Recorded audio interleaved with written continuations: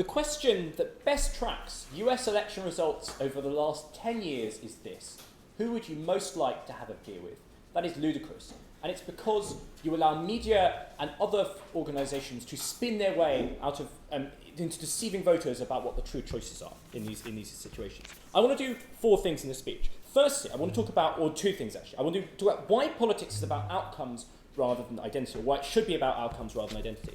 And secondly, what I want to talk about is why it is that we get better outcomes on our side of the house. So, there's a model here, and it's quite long.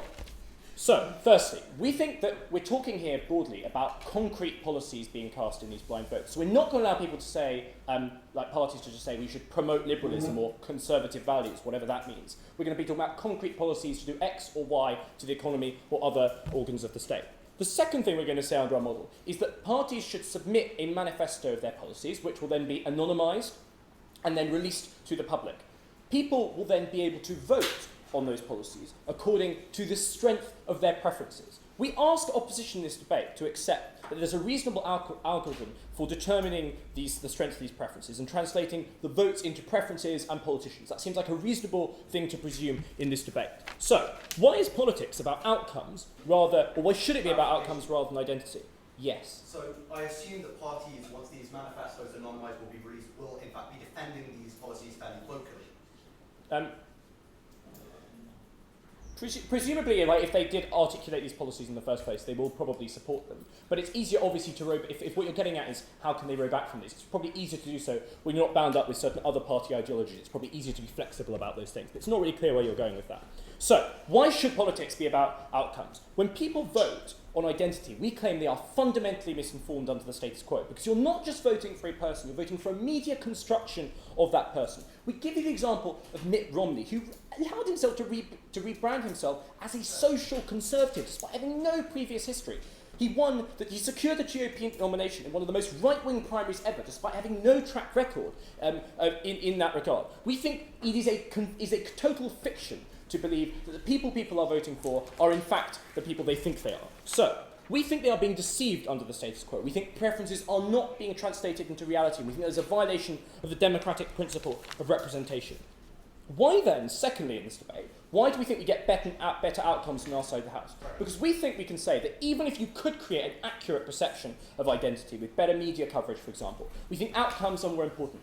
Why is that? Because we think the material benefits are objectively better, but they're also the role of secular states, because there is no other agreed way for states to interact. Moreover, what we say on this about objective policies is that policies inevitably affect other people. It is not good enough for you to not consider them in this debate, given the harms that inflict upon them. So the only fair way for us to determine the fairness of these policies was to think about the effects, the material impacts upon other people. What then were the outcomes in this debate? Firstly, we think at the moment, there is systematic misinformation. Why is that? Because parties are capable of hiding inconvenient policies behind a veil of ideology. They're capable of passing off certain things and certain inconvenient truths about what's happening to the economy by a general ideology. So, for instance, if they are failing economically, we think it's very easy for them to say, but we're doing great things socially, or vice versa. So people aren't able, so we lose a lot of accountability in that process. That changes under our policy, because now people are far more aware of what's going on, because there's less spin. Parties do not have an incentive to spin their way into these policies, because people are not voting based on the party, given that it's anonymised. So you take away that incentive for parties to deceive voters into just voting for them for tribalistic reasons. Secondly, we reduce the amount of political tribalism in politics. Why is this? Because no longer can you simply vote on the basis of the way your family did, or at least it's less natural that you would do so. And we think we promote a more engaged and less lazy form of politics.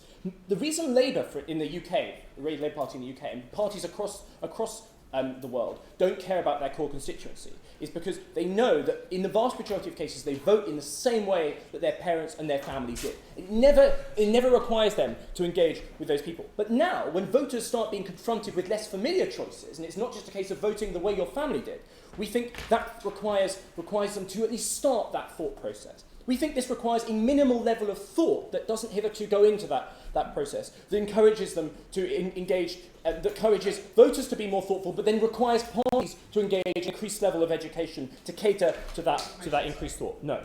Thirdly, So thirdly here, we're going to say that this quashes the most pernicious forms of identity politics that exist in political life. We think at the moment, one of the things you can say is you can sell yourself as a person, as a politician. We think, as I've already said, that's very deceptive. But that has a number of ancillary harms. What are they? Because when you say, vote for me because I'm black, or vote for me because I'm white, or vote for me because I am like you, we think that that is something, that is a rhetoric that is incredibly damaging to exist in the public sphere. We think this is incredibly pernicious. I'll take you in 1 second. We think this is particularly damaging when it comes to post-conflict societies, right? Where the kind of rhetoric that surrounds vote for me because I am ethnic Serb or vote for me because I'm a Croat is something that is incredibly inflammatory and is likely to raise the tensions in these countries. Before I go on with that, I'm going to take George. So what I was getting at with the clarification was if a party releases an anonymous pledge to lower deficits and then say a right-wing party spends the whole of the campaign talking about the importance of sound fiscal policy, what is your policy changing? Everyone knows whose policy is whose. No. People, look, under our policy, people have far more an idea of what these policies are and what they are, because they're just being given a list of preferences, a list of possible policy levers, and they're allowed to pull those situations. Now, if as you're hinting at, I think that those policies don't go through, then I guess they don't go through. But at least on our side, there's more information about what those policies are likely to be.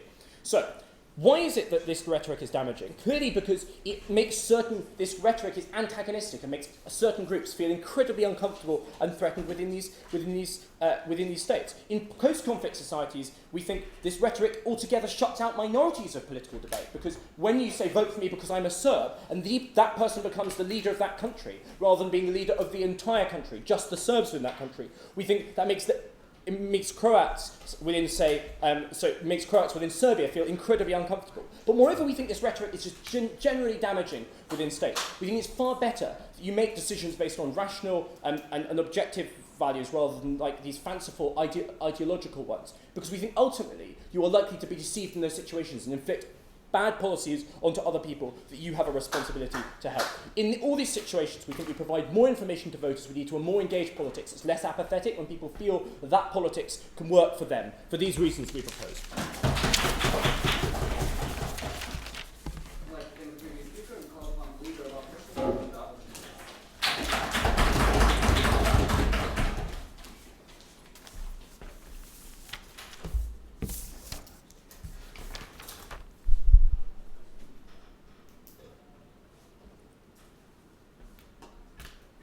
One second, my stopwatch is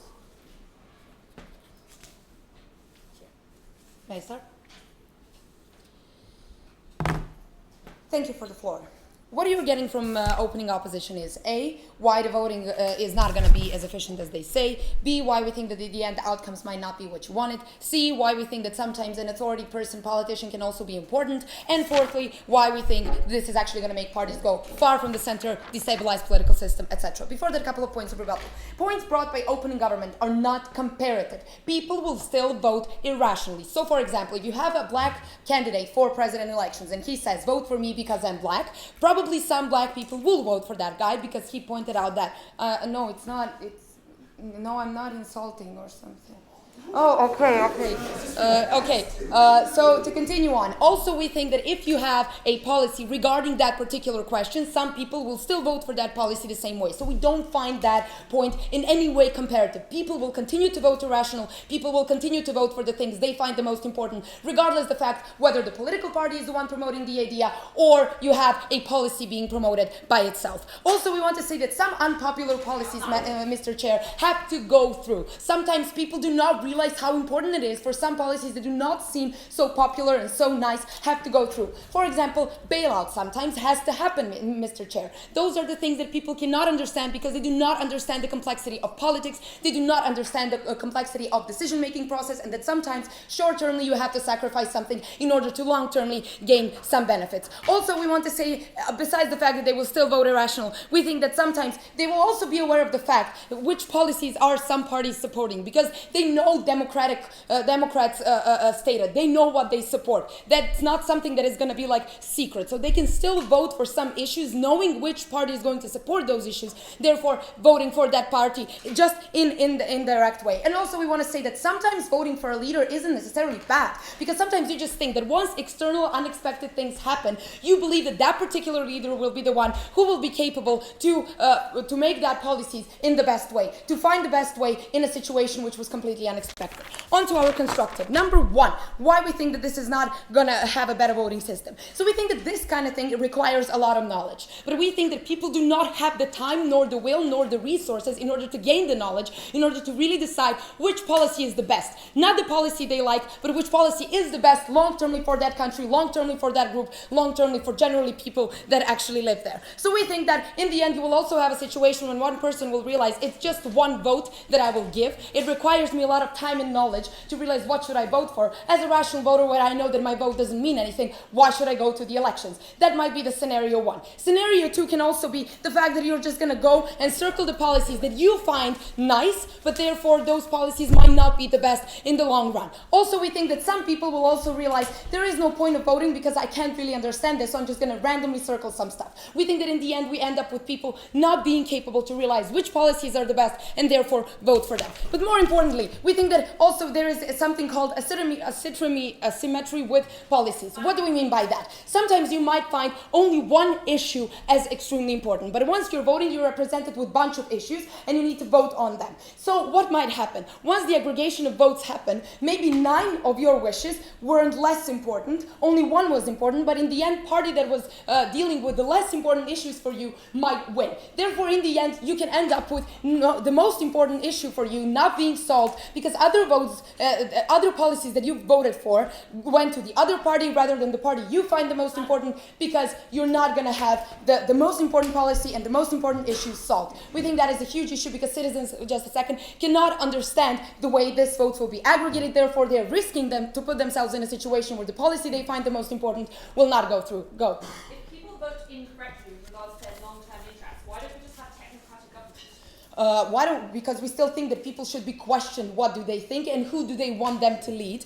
But the problem is that once they're voting for politicians, they have a situation where politicians can explain to them why some policy is important, how those policies are important, why are those policies influential. Also, they can see if their government is capable to pursue the policies they promise they will, and if they dislike it, they might as well, on the next elections, vote for someone else. But let's talk about also very important stuff, and that is importance of a person. We think that sometimes you can predict the reactions of a particular person you're voting for. So you know what that someone is going to do in the next mandate. Therefore, you think that that particular candidate is someone who can promise you things in the campaign and fulfill them in the best way possible that you find. Also, we think that the recession that happened in 2008 is something that proves that it's not enough to vote for policies. Sometimes it's very important to vote for someone who you find capable to deal with completely unpredictable situations. We think that those kind of things, by the thing that opening government, by the motion that government is proposing here today, cannot happen, because you will vote based on policies. But in a situation where something unpredictable and unexpected happens, it is very questionable whether or not that particular political party will be capable to solve it,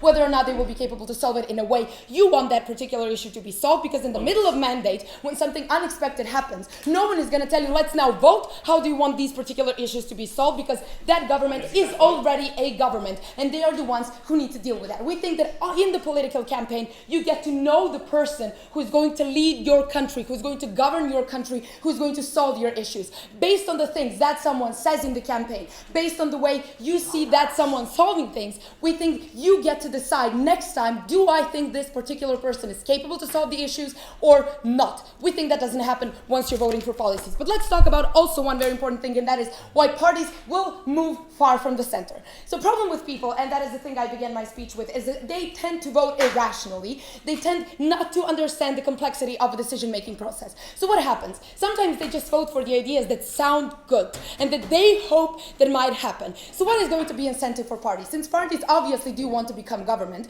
and since they obviously want to gain power, they will probably find the most popular issues that are not really the most important, so they can represent those issues, so people can actually vote on those preferences. We think that's going to make parties go far from the center, because they believe that by having demagogic ideas and popular ideas, they yet to get more votes. What is the problem with that? Firstly, we think that extreme parties tend to jeopardize political system. We think that they're not willing to make a compromise with other sides. We think that can be hugely problematic for making coalitions and for making very, very efficient government. Why do we think that? So once you're voting for a political party, and that political party doesn't particularly do what they promise that they will do within the campaign, you get to see the whole picture, and you're voting for that party because even though they didn't fulfill everything, you still find them the most efficient. Once you're voting for policies, it is much harder for party to neglect how will they fulfill exactly what you wanted. Therefore, we think that in the end, we end up with the outcome of hard-making coalitions because you do not want to make a compromise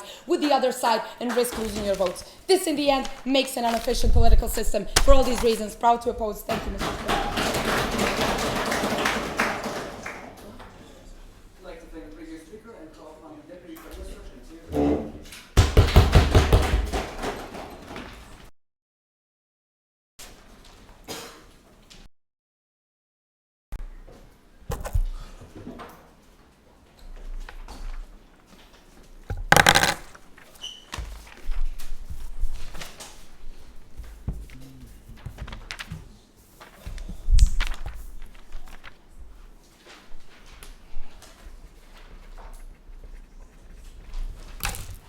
Right, what I don't understand listening to the previous speech is why, if people genuinely aren't capable of assessing policy at all, why it's better that they just vote on the basis of whether or not the guy has a slick media campaign, a nice haircut, and they like the cut of his jib.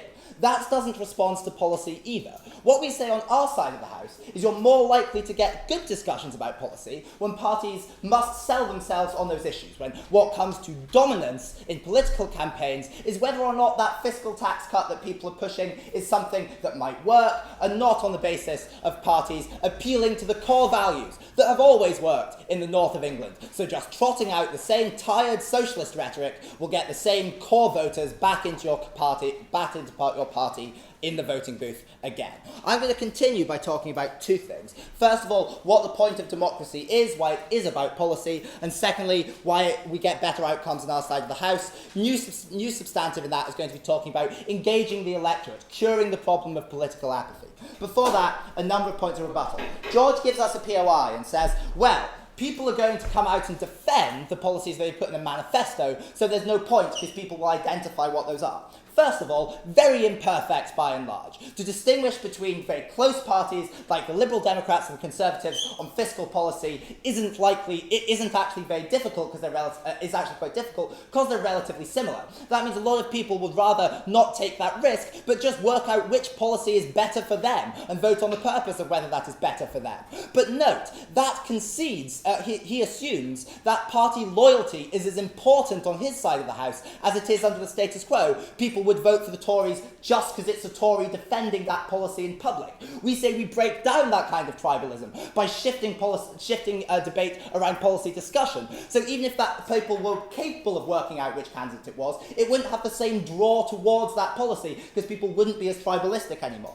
Secondly, we say we can to some extent regulate this out. If people have got very blatant buzzwords that they keep appealing to, that will probably be an appeal. But finally, we don't care because if what he does in the campaign now is stand up and compete on policy, at least he is competing on policy now. At least he can't just stand up and say, vote for me, I'm a Conservative, look at how good I am on promoting vague social values like social conservatism, but I'm the candidate of fiscal reform. The follow-up question will probably, oh yeah, what's fiscal reform and why is it good for me? That's probably a better question to be asking these people than the same old questions about party identity and loyalty.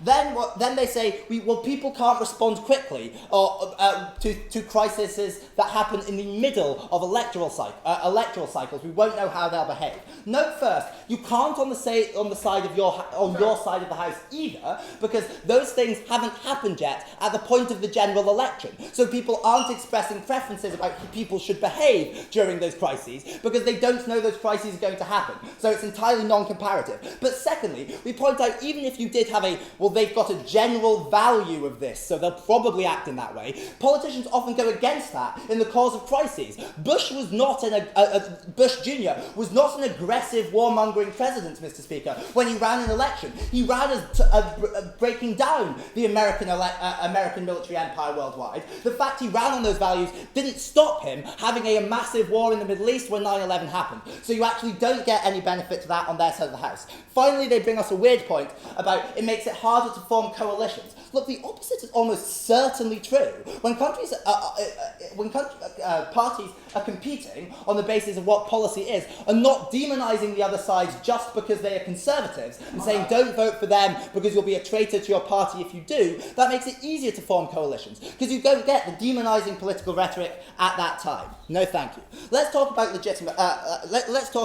legitimacy here. And the first thing to point out is they didn't engage with Freddie's analysis at all about why people are not voting on identity. Where actually you can't know what the genuine values of a candidate are come election time. We showed you that those are by and large media constructions, complete lies, that people put focus groups and money into and do polling data and then just reflect what the poll says. It doesn't mean it's actually them, and it doesn't mean they'll vote on it. We gave you examples of that, but another good one might be JFK, who managed to convince the entire American electorate that he was not severely physically ill when in his re-election campaign he hid that from the people. Their preferences do not track reality because you don't know what the identity of candidates are. Secondly, we gave you good reasons about why outcomes were more important anyway, basis that states are not premised on identity anymore because that is morally arbitrary, and secondly we told you that what policies you vote for will affect other people, they'll hurt other people, so you need to be considering what policy to vote on because you have to consider the impact on other people. Yes, please. Opening or closing? You. Okay, exactly because people tend to vote in the way they like. Don't you think that the outcome might be political party winning the elections that is not capable to solve the issues because the policies the voters voted on are unrealistic and impossible to happen?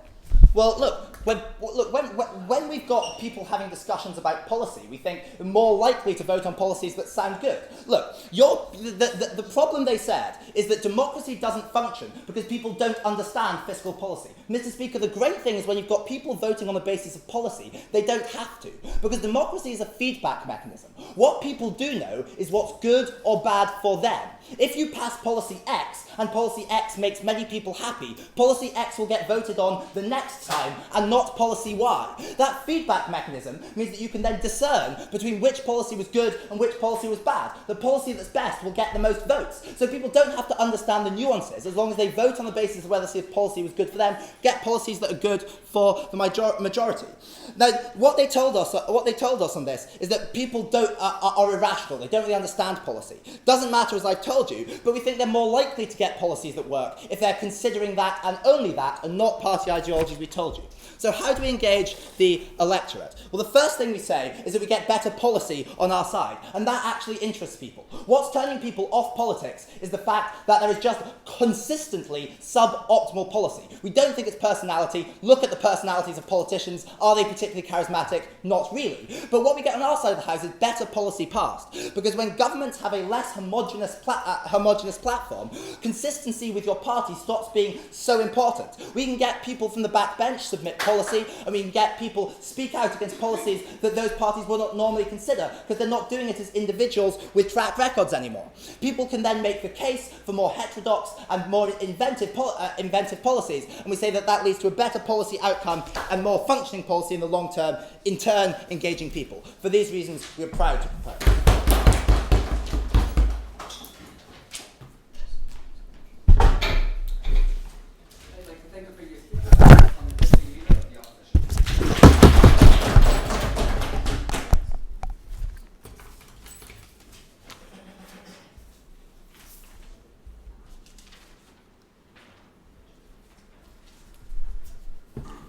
Mr. Speaker, it is unclear to us that at the moment when the opening of start their case by saying that people in the US elections mostly vote on who they drink beer on, how do those voters then are able to rationally assess things like fiscal policy, monetary policy, restructuring of the economy, positive discrimination for minorities. If these individuals base their decisions on such simple choices, we are very afraid that they will do precisely what the previous speaker just said. They will vote for policies that sound good rather than for ones that are good. 2 points from Deputy. One, how this makes solidarity far more difficult to achieve. Secondly, how politicians are far better at weighing the benefits of individual policies. True, we do need a democracy because people should have a say in which direction generally society should be heading, but politicians have far more information and have far bigger incentive for this information. Before that, rebuttal. They tell us there's a huge identity problem because people always vote for certain parties.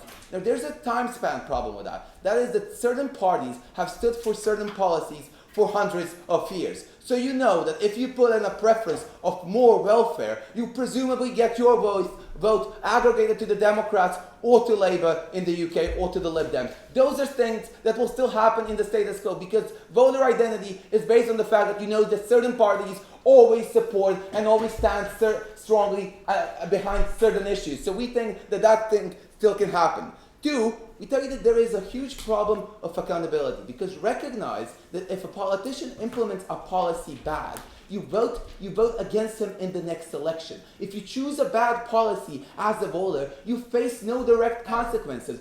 Moreover on that, considering that they haven't provided anything such in the model, parties can always offer blank manifestos which are far away from the center, yet when they do get votes aggregated to them, they can moderate them far more, so effectively you would never have the idea of what precise policy you are voting for because parties will be incentivized, because according to their logic, parties can go towards the center and make coalitions. If not, then the problem which Helena talks about still happens because parties see certain policies as so important that they do not want to give up on them because voters will then not vote for them. No, thank you. Then they tell us, yes, but often, in reply, they say that often politicians, people don't know how certain politicians will behave, i.e. Bush started the war in Iraq. Now recognize that in 2004, which was already the moment when the US were in both Afghanistan and both Iraq, people also voted for George W. Bush again. We tell you that people are good at recognizing how certain politicians will act in certain situations. The fact that Bush won the re-election proves that. That's the only example they got to us. So lastly, they tell us that people don't know about whether all policies they don't have the perfect information about politicians. The example they use is that JFK was ill and we didn't know about it. Now, presumably on this test, you wouldn't have people typing in whether their politician has a serious illness or not. We think that on a comparative, they can also not know how well those policies will be implemented. So, let's talk about solidarity and how this is harder to achieve it. At this moment, parties have to appeal to the whole population, to the general population, and now they have a far bigger incentive to reach compromises because they want to get into government. Why does this change? Because now parties will consider that the only reason why they got into parliament or into power is because of certain policies which they offered. This means that they will have a huge disincentive not to move away from these policies because it can make them lose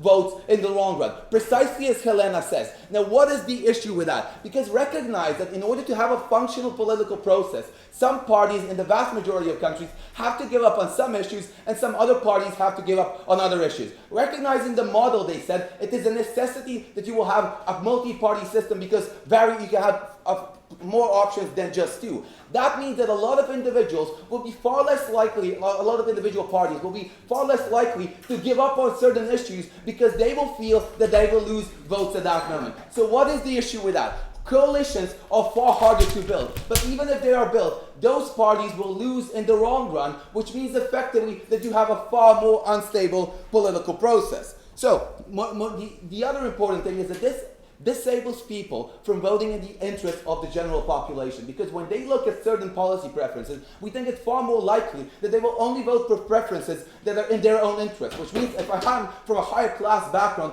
I will almost certainly vote for less welfare. It is far harder to achieve solidarity when you don't have a unifying factor in terms of a political party. This is why the Tory party is still for welfare, even albeit it's lesser than Labour. This is a problem we solve. Go for it. a lot of your problems about misinformation fall away when politicians change from being to people who enact policy rather than people who just live out ideologies. That means they have an incentive to inform and educate people about which policies are best. No, they just have to offer the election manifesto and then people can vote for those policies. Recognize that things that sound good are not necessarily the best policies. So effectively, the Greek election of 2012 was a policy issue. It was for the restructuring of the economy and taking the bailout or not. Recognize that almost 30% of Greeks voted effectively irrationally because not accepting the bailout would make Greece default. A lot of individuals, when presented with this choice, can choose something which is completely irrational. In the Greek case, no bailout, because they did not necessarily weigh out the consequences of these policies and what will that do for them. Why? For several reasons. One, a lot of voters are not informed. A lot of voters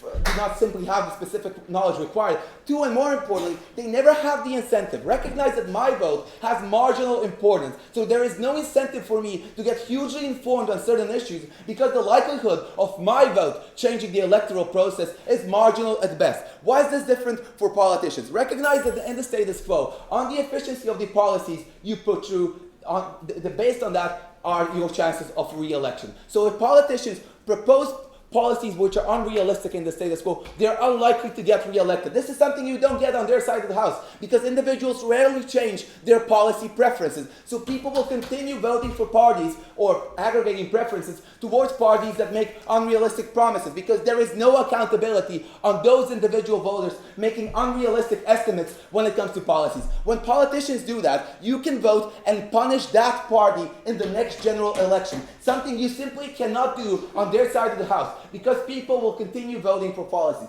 In the long run, that makes politicians less accountable and that makes the political system far worse off. Very proud to oppose.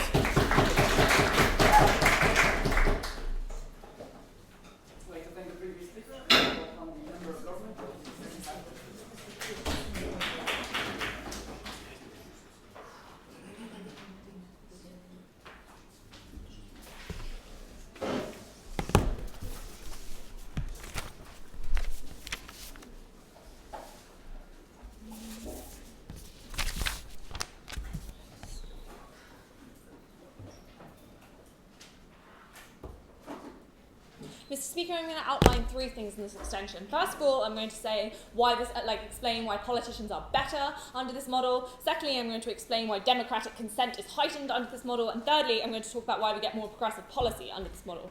Before that, two pieces of extraneous rebuttal. First of all, it says coalitions are harder to form, right? Notice that A, when that party identification breaks down to an extent, it's easier to engage in bipartisanship. But even if that isn't true, right, that's already a problem with forming coalitions. We don't really mind, right? And secondly, right, they say that it's this unforeseen circumstances stuff. Again, that happens on both sides of the house, as first half already pointed out. But moreover, it is worse. It is worse when I vote for Blair and he goes to Iraq because he tricked me, and I voted for him because I thought he was a nice guy, and he still decided to do the thing that I find politically abhorrent, right? So, first of all, why this makes politicians better. A, right, I can't get by on being likeable and charismatic. Basically, growing up from being the most popular guy in school doesn't mean you should be able to run the country. This is an especially important thing in the media age where everything is on YouTube, right? Sound bites can genuinely get you votes. Secondly, we think, you can't get by on being a Kennedy or a Bush or having instant name recognition. Thirdly, also on that, you can't get by on being an incumbent and being the guy that everybody knows, right? That also is a problem.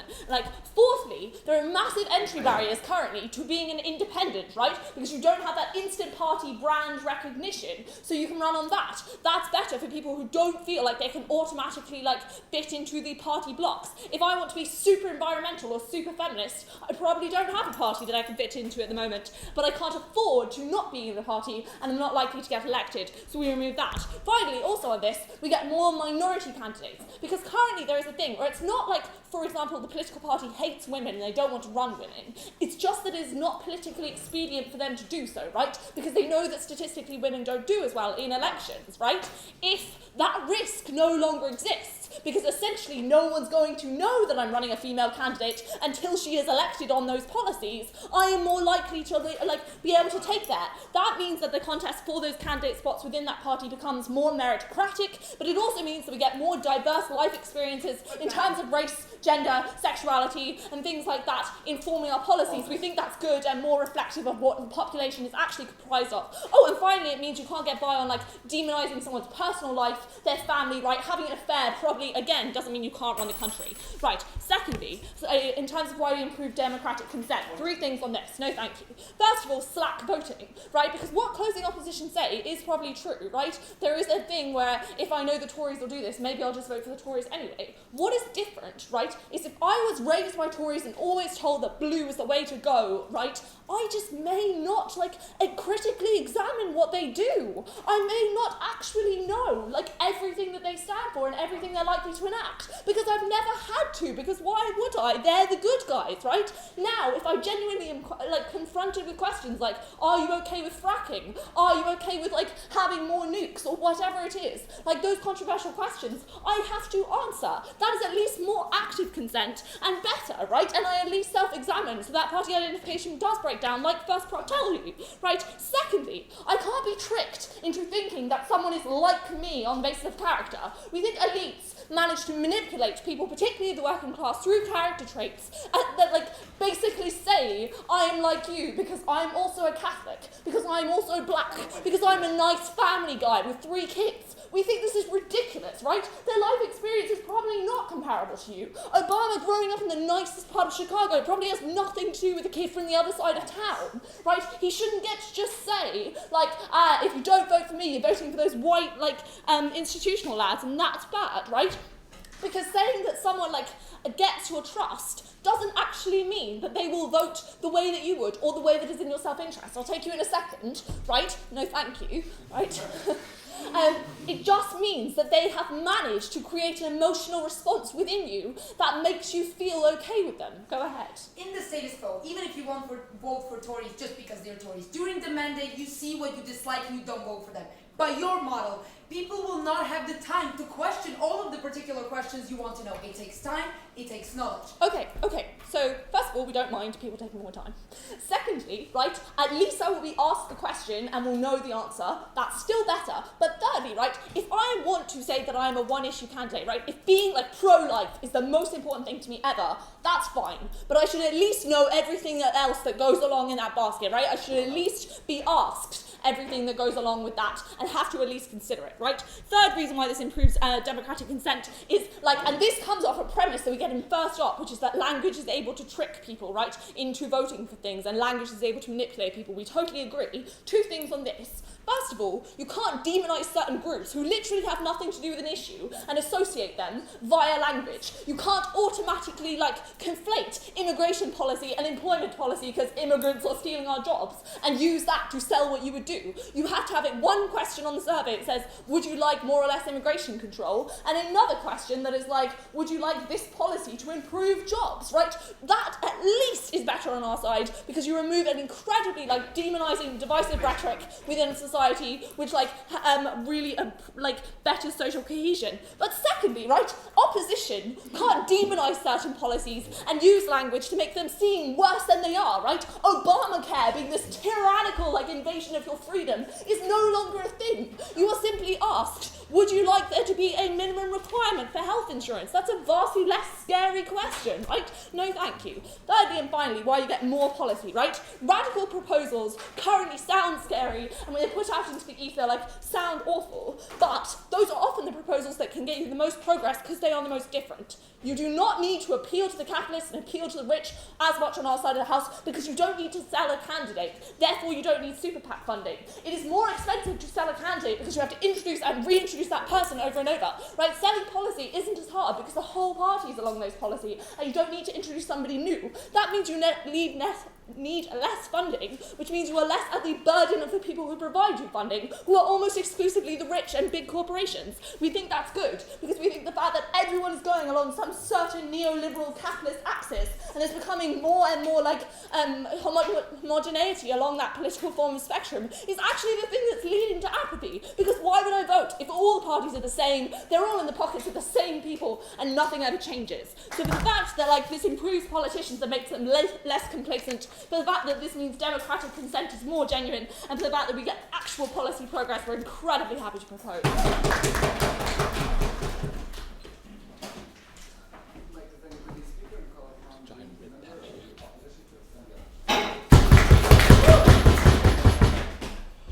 So let me ask firstly, what is worse for policy? Secondly, what actually constitutes a legitimate vote? And last of all, why is it that within this definition, they don't account for some of the most important things that people tend to want to and are legitimately interested in voting for? One, what is worse for policy? And there's a really funny thing going down the entire proposition bench where what they call blind voting isn't really all that blind. I think both of us have adequately exposed that, right? Because if you anonymize your manifesto, then everybody knows what your manifesto says because you're publicizing it, then it's not quite that blind. Which means if everyone still kind of knows all the stuff that they say about, oh, I'm not going to vote for a woman politician, or I will be more likely to vote for minorities, so on and so forth, don't quite work out, right? Which means that their gains become extremely marginal. It becomes not so much debate or education, it becomes an incentive to find differentiation in manifestos in a way that is instantly identifiable. Because if they're right, and identity politics gets you so far and gets so many votes and blindsides people, then people aren't going to change their strategy. They're going to find ways to play that same strategy in a slightly modified game. That's why I think that policy is problematic. Now, the only response we get to this comes from Ben's speech, where he says, oh, things are going to be extremely different anyway. Like the Lib Dems and, I can't remember, the Tory party don't have that massive a differentiation, right? So that means that people will still be confused and it will still be roughly anonymous. One, that's already a mitigatory argument, which concedes that if parties are in fact different in that sense, their policy fails. But second of all, let's point out that this actually creates a perverse incentive for parties to do one of two wrong, problematic things. Either, first of all, they reduce all their arguments to certain buzzwords and sloganeering, which means, obviously, that oversimplification, or thank you, madam, occurs, or they differentiate for the sake of differentiation. They want, again, to identify with all the historical traditions that have gained them votes in the past, and therefore they say, well, I'm going to change the name of my policy, or change the entire direction of my party, not because it's good for the country, not because it's what people want, but no, thank you, sir, it makes me more easily identifiable. That's problematic. We give you a third reason why this is worse for policymaking and more informed decision-making in the polity. Why? Because you drown people in so much information that, frankly, most people don't give a crap about. Who cares when they're voting for the Democrats whether or not the Affordable Care Act, Clause 72, is going to work out? No one knows. No, thank you, sir. No one knows how the Glass-Steagall Act works because it's too bloody long, right? So either you wind up with concrete policy decision-making processes that are too technocratic and alienate entire sections of the population, or you oversimplify to the point that your policy makes no sense and contradicts its own internal premise. So it's far worse for policy. But let me move on to more extension material, right? Well, that was kind of rebuttal. Anyway, what is a legitimate vote? Now, opening government come up and say, well, it's all about policy. Identity is irrelevant, without giving us a real justification why. Beyond this one line, we need to love others and care for others when making voting decisions. No, thank you, sir. Well, bear in mind that when I vote for a policy, I don't have to care how it affects other people. I could vote for massive tax decreases, even though it might screw over the welfare system, only for me, right? The point is, in order to achieve a decision that is genuinely accounting for all the other factors that people need to care about, democracy operates, no thank you, madam, by a process of aggregating all your views. This means there are loads of other alternative and important views that we need to take into account, including identity, including this expressing dissatisfaction with a party that is not necessarily emanating through policy decisions or concrete statutory action, right? Plus, I have one question to ask, which I hope they will answer, right? If policy making is at the forefront of voting, then why not transform everything into direct democracy? Just vote for the policy without the party in place, right? Obviously, no thank you, sir. Their policy, or the principle upon which their case operates, is internally problematic. And this is where I move on to the last couple of points that I want to make. Why do they fail to account for extremely important and legitimate voting preferences? And here I want to talk about two kinds of voting preferences and personal interests. The first is identity and character of the people you happen to be voting for and how you relate to them. Now, if at their best, and they're correct, that people will completely forget about identity politics or be unable to do these things, there are two problems with that. First of all, I'm going to suggest to you that character is often a predictor of how you will act in future, right? Their response to this, no thank you, madam, is that people lie and the media spins things. Fine, we can see that. That's number one, an argument to make sure that in campaigning there are much more stringent rules, no thank you, sir, on how these things operate. But second of all, there are some things that you cannot simply spin away, right? Here are a couple of examples. Number one, a track record of success, not just of your party, but of you in pushing pushing through legislation in your area. No, thank you, sir. People can't spin that away. Second of all, what about empathy and psychological confidence in a policy that does not necessarily have to do with the success of that policy? An example might be, if I'm a women's rights advocate, sometimes people want to vote for a female candidate because they have psychological and implicit confidence that this person will be far more willing, no thank you, sir, or one, sensitive to the nuances when it comes to compromise. So if eventually compromise is necessary, they will know what to cut out from the policy, as opposed to a blanket singular policy where these things don't exist. Yes? Okay, currently Republicans are able to trick working class people via language to vote against their own economic self-interest. We make that less possible. Like, as I pointed out, number one, policies are written in language as well, so I can also lie, right? The problem of language is that you can either oversimplify or hide horrible things in boring things. No, thank you, sir. So often, what you're saying doesn't make a massive deal of sense. I've kind of already covered that, I think. But anyway, one more example of how character is a predictor of behavior, right? If someone has a sex scandal or is, having an affair, it is an entirely legitimate point of view to say that was a betrayal of trust. You have no integrity, and therefore you are likely to fail when a crisis comes around. Why is that problematic? A second layer when it comes to why it's so important for identity to be reflected is communal solidarity. Freddie bashes this and wastes this by saying, race and identity politics is horrible, without explaining why. I'm going to suggest that Barack Obama, no thanks, sir, by simply running for government, managed to inspire hundreds and thousands of black Americans to come forward and say, I want this man to lead me because he suffered the same way as I have. He understands my problems. No thank you, sir. I have an implicit connection with this person. He's the one who is allowed to run and govern my army and send our children to war. No thank you, madam. Why is that illegitimate? I'm going to move on to a second type of preference, that voters aren't only concerned with pure constructive policy, right? Sometimes people want to express dissatisfaction. All they want to do is say, the government as it stands, the incumbent, is messed up. That is the sentiment that lies behind Occupy Wall Street, the 5-star movement in Italy, where no real policies are being proposed. All they're doing is pointing out that the government at this point in time is utterly and totally failing them. Why is this an illegitimate point of view? Why is it that not possible to say, I'm going to vote this party in, whether or not they control government, to express a dissenting voice within my parliament or within my Congress? I don't understand. What is more important is that you utterly marginalize parties who stand for this type of view, because now they may not have the resources to, on every single issue that you need to vote for, construct policy that is detailed as major parties with loads of ghostwriters can. But it's valuable that the criticisms come through, which means that the ability of these parties to stir up grassroots destructive sentiment before it moves into a natural, organic process of construction in the future doesn't exist. These sorts of parties utterly disappear from the system that propositions set up. Because number one, they're worse for policy. Number two, they forget that sometimes we don't just vote for technocracies and technocratic ideas. And number three, because identity and making sure you can express your dissatisfaction are profoundly important things in a democracy I am so proud to oppose.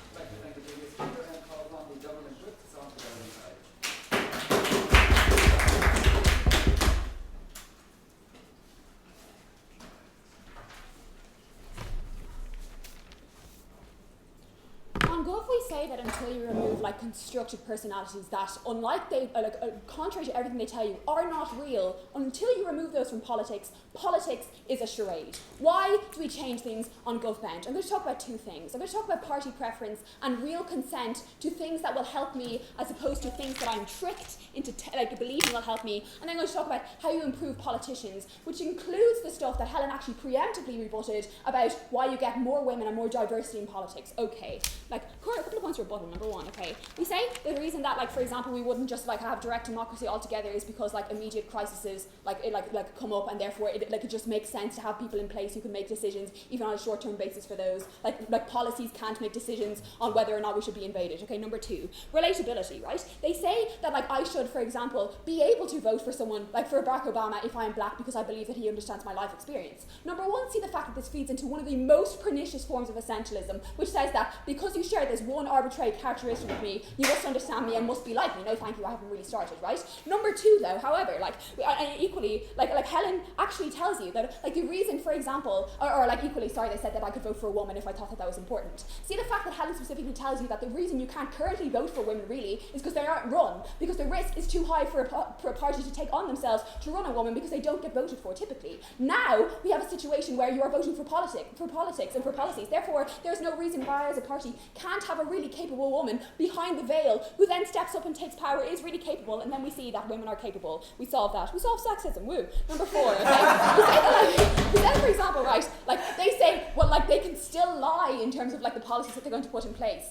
We think that electoral commissions are probably still a thing. We think they're probably still independent. We probably won't let them put, would you like more money for scroungers, as opposed to, would you like more money for people on welfare? Like, we think that that's a really important distinction. So no, you can't lie to the same extent. Finally, they say, like, equally, their argument about relatability, okay, contradicts everything they said about us being able to identify which party is which by their manifesto. Because if it is the case that I can identify which party is which by their manifesto, that I'm still able to choose who I relate to, we don't think that any of that is actually true, right? Well, for the reasons that first I'll give you in terms of policies being literally so similar that you probably won't take the risk and would just vote for the policy you think is better for you. But we think in any case it's not really important. Okay, I'm going to talk about why we improve politicians. Okay, first I'll contend from the beginning that people vote irrationally. Yeah.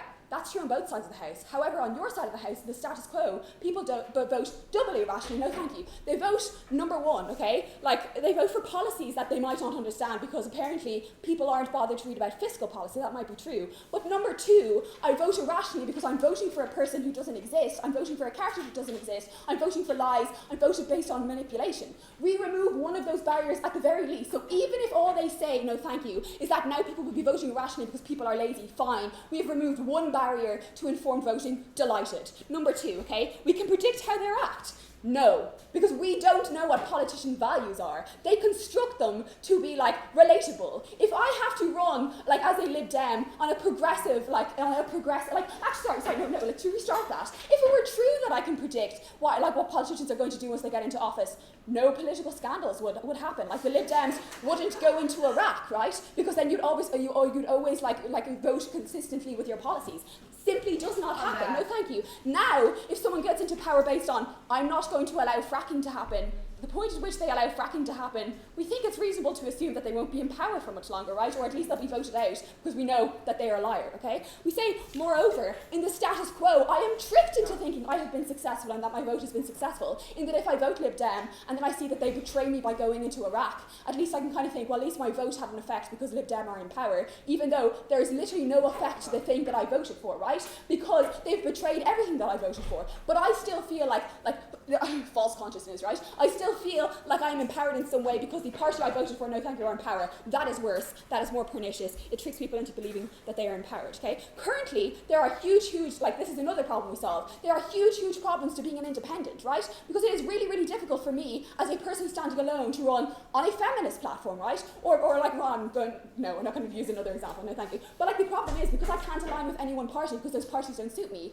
now we can literally have a question on an electoral thing, do you believe that women should be paid the same as men? People tick that, and I, who could not afford enough media coverage to get traction for the things I believe, am more likely to be in power. That's better for everyone. We don't understand why you'd forfeit all of those benefits in favour of people should be able to vote for a guy who looks sound. Not true, okay? We say that we can be elected then on single basis, okay? That's more important. Moreover, we improve politicians, right? Because there's no longer an incentive for super PACs to get involved in the electoral process. There's no longer an incentive, no thank you, for people to get money involved at all, because it's not expensive to run a policy. It's not expensive to have a line that says, I believe in more social welfare. It is expensive to have someone who you have to sell as a person, their personality, who they are. I'll take a POI. Second half. People vote only parties and not policies and not parties. What factors can I look at to be confident the policies will be followed through and implemented? Well, equally, we think that that's a retroactive spec. You never know whether or not a party's politicians are going to be successful. See, the fact that under the status quo, parties fell all the time. However, now, we have at least one safeguard, it being that we now no longer have to deal with our personalities and egos. But moreover, if it is the case that we can't trust politicians to follow through on their promises, that's also in the status quo, we take stringent measures like term limits and that kind of things to make sure that those people don't remain in power, so that we mitigate for that. Party preference and consent, okay? Currently, they say that, if I know voting for social welfare means a democratic vote, nothing changes, okay? We say, however, we remove the emotive language that surrounds the idea of social welfare. So even if nothing else, what we have is, if I need to be identified as the party who, when you're voting for, do you believe in more social welfare, I have to use that language too. I can't say scroungers are shit. That's really good. It means that we no longer get the kind of otherization that exists in society, whereby I see those people as so different from me and so alien to me. It was perfectly reasonable when you look at a piece of paper that says, do you believe that people who've been failed by the capitalist system should get, you know what I mean? It's more likely, it is more like intrinsically believable. Therefore, you're giving more like power to people's intuitions, as opposed to them being tricked and manipulated by language constantly. These people are scoundrels, these people are different. That's worse. Like, they say that it won't be less efficacious because people won't have the time to read on fiscal policy. Number one, if you're not the kind of person who reads about fiscal policy, you're not going to do so on either side of the house. However, now you could choose, like, we can have simpler questions, like, do you believe in protectionism or do you believe in like free trade? Or, moreover, you can choose just not to tick any of those boxes and just tick the one that says, I believe in gender equality, okay? So we say, because we get, like, more democratic consent, better policies, better politicians, and because politicians are literally shit, they're literally horrible people, we are utterly, utterly delighted to propose.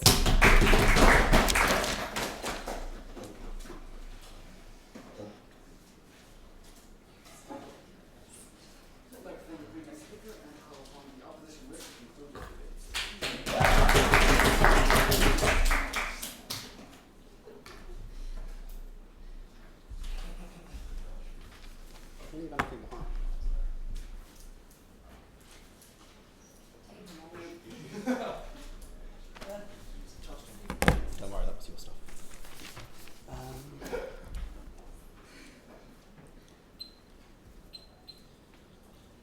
Mr. Speaker, Occupy Wall Street and the 5 Star Movement didn't have a manifesto.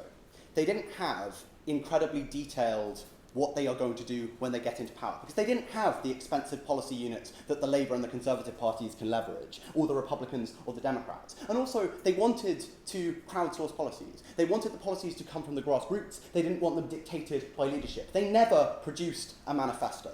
In closing opposition, we still tell you that their voice was valuable, because what they did do is they provided traction and a method of mobilising massive popular dissatisfaction against the government, which we tell you is absolutely a legitimate and an important voice in the political system. Movements like this have massive abilities to mobilise people whose voices otherwise wouldn't be heard, and who politicians otherwise would not have an incentive to care about. And also, we tell you that this kind of dissatisfaction does force a response from the political establishment. So if these guys want to say that policies are the most important thing in this debate, we would dispute that, but we'd also say that these kinds of movements are exactly how you get a wide range of policies. I'm going to ask 2 questions in summary.